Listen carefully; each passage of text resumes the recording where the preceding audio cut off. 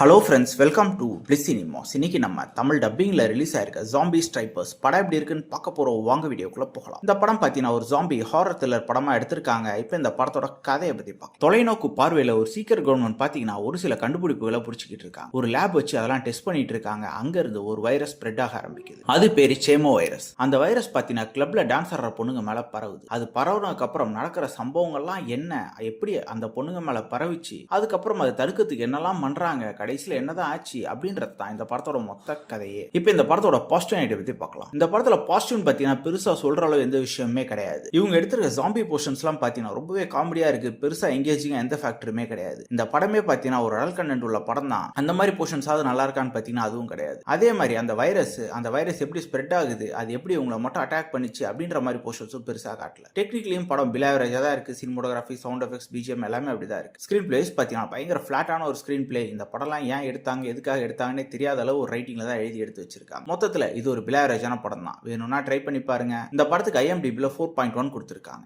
என்னோட ரேட்டிங் கேட்டீங்கன்னா இதுல ரேட்டிங் கொடுக்குற அளவு ஒண்ணுமே கிடையாது. இது ஒரு பிலாவரேஜான படம். இன்னொரு வீடியோல சந்திக்கலாம். தேங்க்யூ.